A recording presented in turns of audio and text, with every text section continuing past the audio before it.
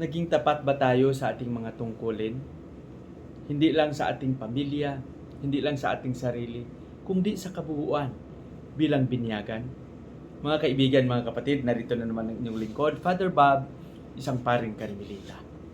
Tuloy-tuloy lang tayo sa ating pagninilay at pagpupuri, pagpapasalamat sa Panginoon sa lahat ng mga biyayang ating natanggap.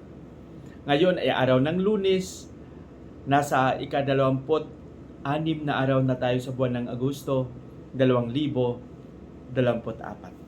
Sa araw na ito, pakinggan natin ng mabuti kung ano yung mensahe na gustong ipaabot sa atin ng ating pagbasa, lalong-lalo na ng ating Ibanghilyo. Ang ating Ibanghilyo sa araw na ito, araw ng Lunes, ay ibabahagi sa atin ni San Mateo, Kapitulo 23, versikulo 13 hanggang 22. Ano ba ang sinasabi dito? Dito, napansin natin na si Jesus ay parang hindi nagugustuhan na, no? Parang punong-puno na siya sa mga ginagawa ng mga Pariseo at mga Eskriba. Sabi niya mga hipokrito, di ba? Mabigat na salita yan. Mga mapagkunwari. Bakit palagi itong sinasabi ni Jesus?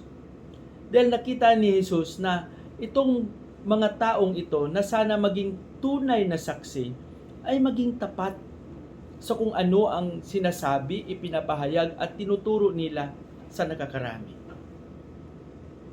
Ibig sabihin, magaling lang sila sa salita, ngunit ang kanilang mga gawa ay napakalayo sa kung ano ang sinasabi niya.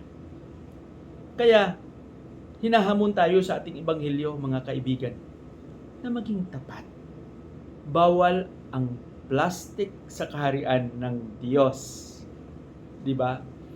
Bato-bato sa langit, minsan alam nyo may mga taong pagkaharap kayo, naku, napakabuti niya, napakabait, tumatawa, kung ano-anong mga magagandang sinasabi.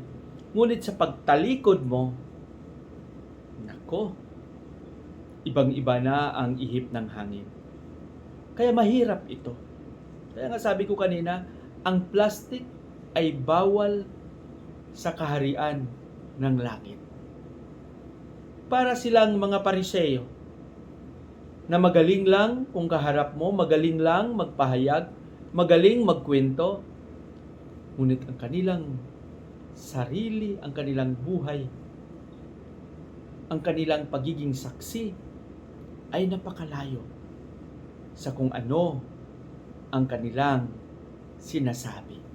Kaya mga kaibigan, sana magsikap tayo. Alam ko punong-puno tayo ng kahinaan. Pero isipin natin palagi na maging tapat. Maging totoo tayo. Dahil alam ng Panginoon ang nasa ating puso at nasa ating isipan.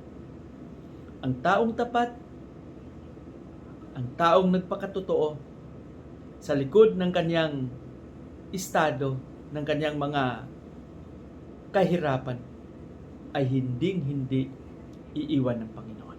Amen. Sana patuloy tayong magsikap na maging tapat. Pagpalain nawa tayo ng Panginoon sa ating panalangin. Panginoong Hesus, turuan mo kaming maging tapat gaya ng pinakita mo at isinabuhay. Nang iyong pagmamahal ay pinanindigan mo hanggang kamatayan sa krus. Amen.